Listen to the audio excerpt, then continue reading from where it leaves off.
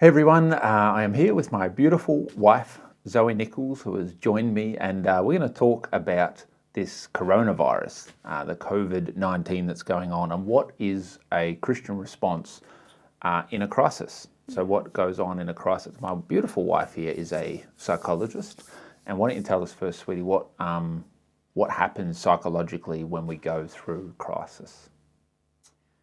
Well, I think, and everyone will be able to recognise this around them at the moment, people often respond with a sense of being overwhelmed. And there's so much change going on in the environment. People look for something to control, a way that they can make sense of it, something to grab onto. And there's a lot of fear and there's a lot of anxiety. And it's not just the virus that's contagious. These emotions and these feelings are often contagious as well, which is a good thing from the Christian response, because we actually can do things that are hopeful and loving and kind, and they can be contagious too. That relieves anxiety.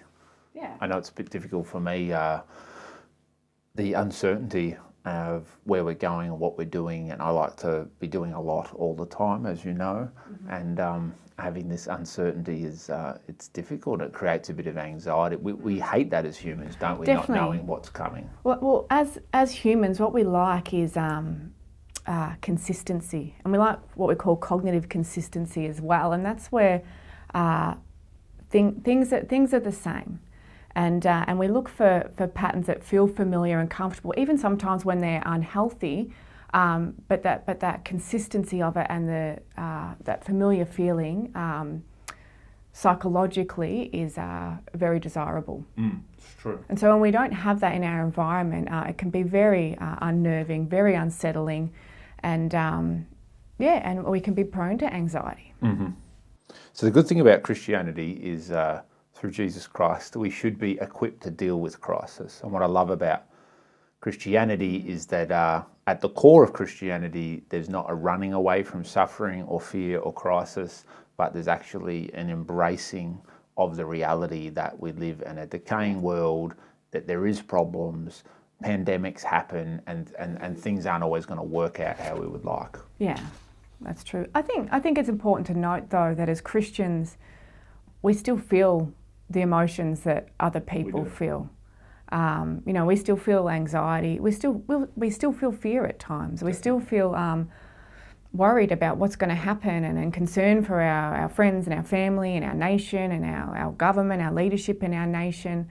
But I think the wonderful thing as Christians, it's not just about what we feel. Underneath those feelings, there's this foundation of hope. You know, we know how this story ends. Yeah. We may not know exactly what this chapter looks like or how this specific chapter unfolds, but we know how this story ends, and we know this story has a happy ending, and we know that God is in complete control. And we know what it says in Revelation 21 verse 4, that He wipe away the tear from every eye, and there'll be no more pain, and there'll be no more suffering. And so I think as a Christian, while we might have some concerns and some anxiety and fear at times, we can respond hopeful and certain when many other people in the world can't. So what is the Christian story then in relation to the coronavirus? We know God's big story. We basically know, therefore, what's going to happen in the long run. Well, I think when we have hope, then it means that we can respond in a way that's not just out of our feelings. I've got this great quote from C.S. Lewis, which I'll just read to you. He says, "Don't bother much about your feelings. When they are humble, loving, brave, give thanks for them. When they are conceited, selfish, or cowardly, ask to have them altered. In neither case they are you, but only a thing that happens to you. What matters is your intentions and your behaviour." And I love that, because we are not immune to feeling anxiety, and we're not immune to having concern, but we can respond and we can behave differently. And I think that's a really important thing to highlight. We can respond with love, we can respond with compassion rather than fear, because fear will even though we're self-isolating, fear will cause you to withdraw or become aggressive. It's that flight or fight response kicking in. But as the Christian, while we want to observe what the government's saying with isolation and do everything we can to cease the spread of the virus, we can still respond with compassion and generosity and kindness. And they're the things that are going to be in stark contrast in today's cultural moment with this virus. And I love that, because a lot of people speak about fear and faith. We all have fear because we're humans. We want to be people of faith because that's Christ in us. But then really the fruit of faith is that will result in compassion and in others and in going beyond ourselves. And I think, it's difficult for us sometimes in our current Western culture because we're so used to comfort. We're so used to not feeling out of control. If there is problems, we often have money, we have amazing health services, all these kind of things. So the fascinating with the coronavirus, because it puts us often, especially ones our age or younger, for the first time ever where we've really had financial instability, possibly losing jobs. We've had a real health issue. You go to the shopping centre, you can't buy certain foods. Like, I've never experienced this before, but the reality is that humans have experienced this for a long time, and Christians have experienced this for a long time. You go all the way back to David writing in Psalm 91. He's talking about pestilence. He's talking about plagues. He's talking about these things that happen to us that we can't control. But God, as he says in Psalm 91, is our protector. He's our refuge. He's our bunker. He's where we can bunker down.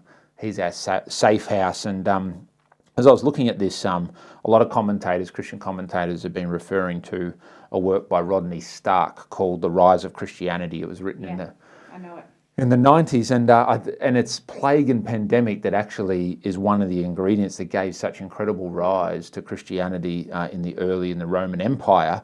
And there was the plague of Cyprian hit in 249 AD. So we're right in the middle of the Roman Empire. It's at a position of strength and power. Christians have been persecuted now for a couple of hundred years since Christ. There's this plague going on. Up to 5,000 people are dying a day. And Dionysius, who's the bishop of Alexandria, he writes, "Most of our brother Christians showed unbounded love and loyalty, never sparing themselves and thinking only of one another.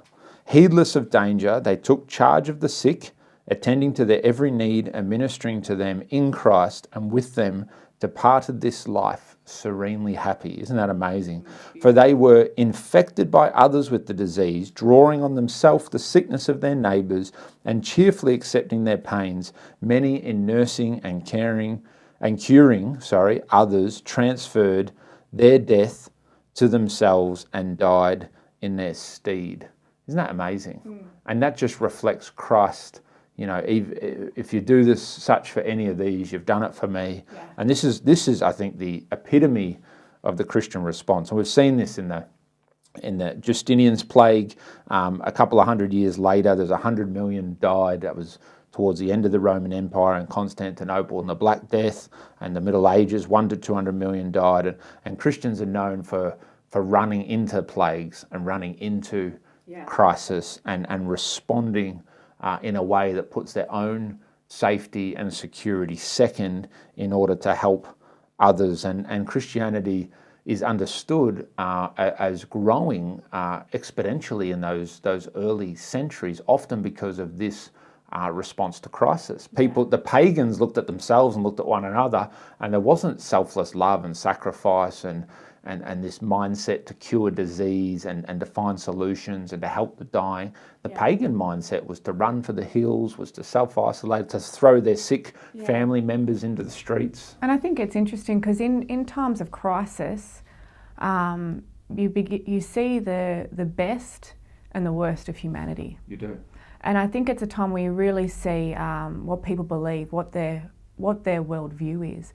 And you've even seen it throughout this time with the coronavirus. And for most of us, relying heavily on social media at the moment to get our updates and our news, and for many people to fill their time, you see it all through there. You've got, the worst of humanity, people buying hand sanitizer in bulk and then selling it at a increased price on Amazon. And and if it's not to take advantage, the other worst is to take care of yourself with no consideration for others. And and this is why the toilet paper fiasco bothered everybody so much, because it's so there's a lot of self-focus in that. But then you also get to see the best of humanity, and you see these incredible creative ways of serving one another and loving one another. I was talking to Pastor Peter Ingram, one of our pastors here, and he's donating any of his extra data. Like, it's just a very simple thing that you can do, but he's doing that so that people that can't afford data at the moment because of a loss of job have data.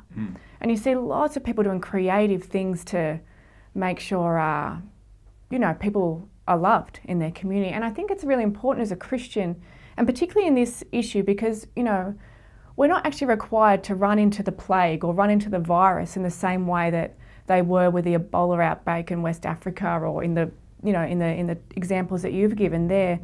But we're still called to love our neighbour in as much way as we possibly can. And that doesn't change. The principle doesn't change, although the expression of it may be altered depending on the situation and the time. And I think there's... and I'm excited in one way. Like, I wish there wasn't a virus, and please don't hear me wrong, but I'm also excited in a way to see the different ways that people can really reveal who Christ is, and reveal love and reveal kindness. And then we also know that it says in Romans that it's kindness, God's kindness, that leads people to repentance. And, while it's the Spirit that draws people to God, it's his sons and daughters, it's his followers that reveal more of who he is, and demonstrate him, and help people begin to ask, well, why are you responding so differently from me? Why are you hopeful? Why are you at peace in situations where there's nothing in my environment that says I should be able to have that? It's good. So talk to me a bit about the unique mindset of the Christian worldview, because we were talking earlier today, and it's interesting that, for the secular thinker, there is this understanding that we should be generous, and there's the National Bank advertising in the Herald Sun I was seeing the other day, we're all in this together and we're here for you. And so there's these Christian values are promoted by businesses and by people, and godless people, secular people who don't follow Jesus are promoting these things, yet at other times they don't live like this. And we were talking about that today, this interesting inconsistency. You see, people have never mentioned prayer or God before, all of a sudden, like, pray for people. So what is it about the secular worldview that it doesn't have fruit in this time? And what is it about the Christian worldview where there is follow through and people do actually live out their worldview? Yeah, I think you do see aspects of the secular worldview outworked. And I think that's where you really see people grabbing onto the material. And taking care of themselves, and I think that comes back a little bit to the survival of the fittest. So you do see a bit of that. But no one's going, I'm an evolutionary, therefore my highest priority is to survive. That's why I'm stealing toilet paper off you, and I'm living true to what I believe. Like, no one says that cognitively. Well, I think largely in the West here, I think that's probably because our nation is built upon Christian values still. And as much as we will say, I don't believe in God, I think the majority of people that say that they don't believe in God don't not believe in God, if that makes sense. And I think what you see is because our nation is built on these beautiful Christian values over a long period of time, although we're trying to move away from these values and principles to a degree in our current cultural moment, a lot of them still reverberate through everything that we do, and reverberate through what we think as well. So I think that's what you see, and I think that's where there's that sense of having a community and being there for one another. Because ultimately, when you really look at it, like you're saying, for the secularist or the naturalist, their worldview and what they believe doesn't actually fit what happens in reality. And they don't necessarily even act in such a way either. They do care about the vulnerable, and they do care about maybe the elderly, and it's not about me before you all of the time. I think you do notice a difference though, is people that maybe don't have a belief in God and have an understanding of that we can live in a generous, kind, hopeful way, and be generous in the way that C.S. Lewis talks about being generous at a personal cost to ourselves. I think what you find in people who don't believe in God and maybe don't know exactly what they believe in or haven't explored that very far is they'll employ these Christian principles after they feel like they're okay themselves. Yeah. So rather than give the only toilet paper they have away, once they have their toilet paper and feel secure in that, then they'll be able to give out of what the extra. And that's the Christian running into the plague. Running into the plague despite the fact that I'll lose my life in order to ease someone's suffering who has the plague. And that's the difference. Defined. Yeah. Rather than like this thing we're seeing with celebrities singing Imagine, or, you know, I saw the video of Madonna the other day sitting in a multi-million-dollar house in the bath saying some ridiculous thing about, you know, well, she's got all the toilet paper in the world, I imagine. It's a funny thing. We're Christians, again, they're not multimillionaires per se, they're not the influencers per se, but the power of Christianity is that it's local, it's in the community, it's in the streets, it's the neighbours, it's the simple things, and it's this willingness to self-sacrifice in a way that won't be seen, that won't be some social influencing celebrity thing, but it's laying down your life because of who you believe in and what you're living for, rather than who knows or doesn't know, or how safe or not safe you are, or how well your needs are looked after or not. It's the Christ comes out of you. Yeah, it's the quiet acts of service, you before me, in every situation. Yeah. And that's how we're all called to live. Yeah, it's great. And last night we, because of all of this, we watched the movie called Facing Darkness about Samaritan's Purse's response to the Ebola epidemic in 2014 in West Africa. And Samaritan Purse is led by Franklin Graham. Yeah. And tell us a bit about that and how that uniquely, again, reveals a Christian's response to crisis. Well, similar to the sociologist Rodney Stark, who mentioned earlier before, he says at that time in history, Christians ran into the plague. Franklin Graham says about the Ebola virus and about the Christian response in crisis in general, that rather than run away from the fire, Christians are running into the fire. And we're called to be the hands and feet of Jesus Christ, even in the most uncomfortable, difficult situations. But that's a great movie, and it's a great movie because it's true, and it just shows what the Christian response in a time of crisis can really do, and how it can preserve life, bring hope, bring restoration. And many of these Christian doctors and staff that work for Samaritan's Purse put themselves at incredible great risk. Phenomenal. They provided the clinical care for the Ebola victims. So that's the actual touching, being all giving injections. Yeah, that's the actual care and giving the dignity to those people that are dying, that puts their life at very, very high risk. And these people went in day after day, hour after hour, worked long times. The Samaritan's Purse were the only one of two response agencies for all three countries in West Africa that were facing this outbreak of Ebola. And their staff were tired, but they still served because they knew that Christ would do the same. Yeah. And again, it's amazing because they kept saying in the documentary, if only the world would notice and listen to the epidemic, Ebola epidemic in West Africa, we could solve this thing. But the world wasn't coming. They weren't sending money. They weren't getting involved, which again, you know, brings us back to worldview and what people believe. Look after number one, look after my country. That problem's not happening to me or my family, therefore.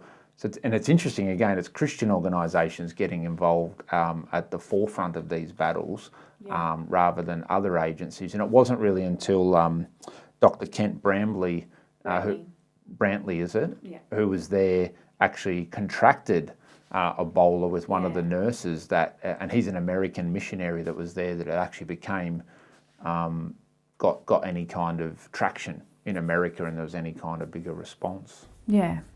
Which is crazy. Yeah. So. But it's phenomenal how, only our God can have a silver lining in situations like this. Only He can bring good out of situations. And even though Dr. Kent Brantley was diagnosed with Ebola and very nearly lost his life, God was able to use that to bring attention on a worldwide scale to that, and actually use that to respond, have people involved in responding to the crisis in West Africa. So what is it? I think what made Christianity attractive to the Roman pagans was this willingness to go where no one would go, and we spoke about before that became an ingredient for really the uptake of Christianity in the 3rd, 4th, 5th century. But really, a lot of that comes down to this amazing element of Christianity in what we believe in the afterlife and what we believe happens once we die. Yeah. So I'm just interested to know what you think of that unique aspect of the Christian worldview. Well, again, we know how this story ends, and we're not here in this earth to simply make ourselves happy or get the most out of it that we can. We're here to live holy lives that represent Jesus Christ and lead as many people as possible to Him. So while these times are tragic, they're also a beautiful opportunity to present the gospel, and a beautiful opportunity, like it says in 1 Peter 3, to actually give an answer for the hope that we have on the inside of us. So while it's tragic in many ways, and I don't want to discount the pain and the difficulty that many people are going through. I know people feel isolated from family, and many people have lost their lives in this virus. It's just, it's tragic. But it does give the Christian an opportunity to reveal who Jesus Christ really is through acts of kindness, generosity, compassion, and responding in a very countercultural way. Yeah. Really, as we're preparing to talk about this, I was really reminded of the story in Numbers where the Israelites are being bitten by the snakes, and it's like a pandemic. And you imagine the snake really represents crisis and suffering and hurt and pain, and the Israelites are suffering with these bites of the snake, and Moses holds up the bronze snake and because God had instructed that if anyone looks towards the bronze snake that they will be saved. And I think that's just a great representation of the Christian worldview, and Jesus relays this when he's talking to Nicodemus in John chapter 3, just as the people lifted up their eyes to the bronze serpent. So when I be lifted up, Jesus said, when people look to me and I'm glorified and exalted, then in that looking to him, and I've got it right here, it says, Jesus says, whoever believes in me, so they look at the serpent, whoever believes in me will have eternal life. And I think that's really sums it up for me. That's just a great picture of Christianity's in Christ, of Christians, in crisis, and of the Christian response. There's and it's not just this coronavirus. And it's amazing because I never realised how many pandemics there's been. But you look back through history, it's actually a common occurrence. It just we haven't had a lot the recent century, 100 years. But the Spanish virus, straight after World War I, killed 50 million people in Europe and across the world.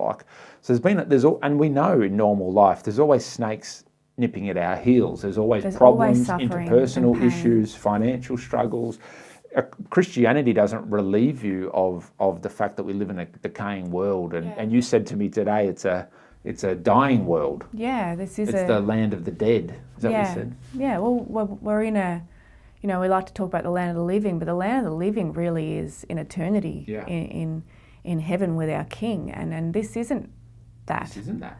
No, it is the land of the dying in a lot of ways. There's affliction, there's suffering, there's deterioration, and that's where we find ourselves. And we are deteriorating on the way to the grave. That's Our right. bodies are breaking down mentally, everything. We know that, and I think this coronavirus is a stark reminder of we are so fragile. All of a sudden we're like, this big, strong globalization, travel, do what I want, money, wealth, and then all of a sudden in a few weeks, like at home, self-isolated, uncertain about the future, lost my job, can't go on my amazing world tour I was going to go on. It's like things can change in a moment. And I think people have known that throughout human history. We haven't experienced a huge amount of that in our generation. But Christians have known this for a long time. The Bible's full of this stuff constantly. I mean, in 1 Samuel 24, again, Israelites are dying, and David's crying out to God, what do I do? 70,000 were lost in a plague. Yeah. David's crying out to God, well, what do I do? And God gives him 3 different options. But that's the Christian response. Look at the serpent, look to God, cry out to him. There will always be snakes. There will always be pandemics. There will always be issues. There will always be suffering. But if we actually have our eyes set on eternity, like the first couple of verses in Psalm 91, I mean, every pastor on YouTube and Facebook has been talking Psalm 91 the last few weeks. Favourite psalm, actually. And it is good, and I don't want to say it's bad. But I mean, the first few verses there is look to our God who we trust. That's right. Pestilence, the fowler's snare, all these kind of things. It's interesting when you look at the word pestilence, because obviously it means a pest. Yeah. And it's not only a physical pest or disease or plague, but it can also be a moral pest. Yeah. It can also be a spiritual pest, like the devil or a demon. And so we get afflicted by things, but we trust in God. It's the pestilence and the protection. Yeah. And there'll always be pestilence, but in God we find protection and refuge and in the shadow of the Almighty. And I think that that's the power of Christianity. And because of that, we don't hide in his protection, although we're protected, but we can actually run out and be unprotected in this world and not grasp at material things or even hold on to our own health, because we know ultimately, even if we die, that we are covered under the shadow of the Almighty. We will live for all of eternity. And we're not holding on to the things of this world. I think you said it well before. The secular worldview, you've got to hold on to your toilet paper, your sanitizer. You got to, dog eat dog, the evolutionary aspect of survival of the fittest. You've got to survive. And it doesn't breed charity and community and love and selflessness. It's very different. So what do you think for us as a church, as the people of God, just as we finish this off, what do you think is powerful about that in times of crisis? So I want to read you this quote. It's by theologian A.W. Tozer, and he made this profound statement. It's very simple, but I think it sums it up. And he says, a scared world needs a fearless church. Wow. And that's good. Yeah, and that just struck me, and I was like, that's exactly what our response needs to be today. And while there's all this social distancing and things that are going on, and we want to respect what the government is saying. They've got experts involved on how to prevent the spread of this virus, and I think it's very important that we adhere to that and be very, very wise. But I think it's a great time where we can be creative and find ways to still have generosity towards others, compassion, kindness, and be connected despite being physically distant. Yeah, that's good. I think the power of the church too is, although we've lost our congregating together, we've lost our small groups for the time being, the thing is the church isn't reliant on these things. Yeah. And we shouldn't be reliant on a sermon or a pastor or one person or one ministry. And I think the power of the church is that it is the church in crisis or not. And the church is nimble because it's built on relationships. And even we have to go online, we have to get on the phone, we have to communicate in different ways. Definitely. The church can always stay connected. And the kingdom of God advances, whether we have Sunday mornings together or not, it can move forward. And I think that's the powerful thing. And I really believe that the church can grow in affection for one another during this time because it's going to force us together. I believe that it's a great opportunity for the church because, as you said, this is our opportunity to be fearless in the face of crisis. But it's also an opportunity to point to eternity and to point to God in this time. Because what are people going to be asking? What do people ask in crisis? When people are going through a problem, they ask, what am I doing? What is the point of life? What is really important to me? People ask those questions. Why is this happening? Is there a God? Why are we suffering? What's the answer to suffering? And as we know that the answer, God doesn't relieve us of our momentary suffering, but he has relieved us ultimately through sending his son, Jesus Christ, of suffering. That is the ultimate. He has acted on our behalf through Jesus Christ, but it doesn't it's not always a relief in the now, but it is a relief for all of eternity because he's acted through Jesus Christ. So definitely, and I think as Christians and as the church and the wider church, just asking ourselves, how can we, in this time, for this cultural moment, this situation, while still being wise with the restrictions on us from the government for our own benefit, how can we be imitators of Christ? right. And I think there's a lot of creativity. I think there's a lot of ways that technology can help us do that, and reaching out and connecting. And I think there's a lot of ways we can serve one another and help each other with even the simple things like groceries and meals. But also I think being willing and being ready to have conversations at this time that really count. Yeah, it's good. And not being afraid to maybe ask some more difficult questions or some more intimate questions. What would they be like? Like, what keeps you going at this time? Or, what questions do you have about what's happening? And just creating space for people to be able to share and talk and ask questions of yourself. So I think that's a wonderful time for us as Christians to be able to use this opportunity to really shine our light. Yeah, great. It's fantastic. Well, I always love talking to you, sweetie, I love especially talking to on you camera. too. You're an amazing woman of God, and it's been great to just look at the Christian response to crisis in general, and especially in this time with the coronavirus. And so just to recap, the Christian response, it is one that doesn't make sense in this world. It's different to the secular response that holds on to material things.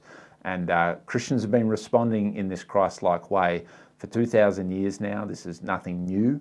And I hope that in you, or out of you, is coming Christ and not self, and that this is a great time. I think the final statement there was brilliant. It's a great time for us to stand up and be a fearless church in the face of this crisis. So I hope the video has helped you, and we'll chuck a couple of links below to some of the resources that we've mentioned. And if you can subscribe to this YouTube page or share this, that would be fantastic, because I think the Christian message in this time is as critical as ever. Yeah, and I want to encourage you, find creative ways to serve and to love and to reveal Christ in your words, but also in your actions during this time. And I'd love to get a bit of feedback and hear back from people, different ways that you've done that and ways you're reaching your community, serving, loving, showing kindness in a way that reveals our King. So it'd be good to hear that. Bless you. Bless you.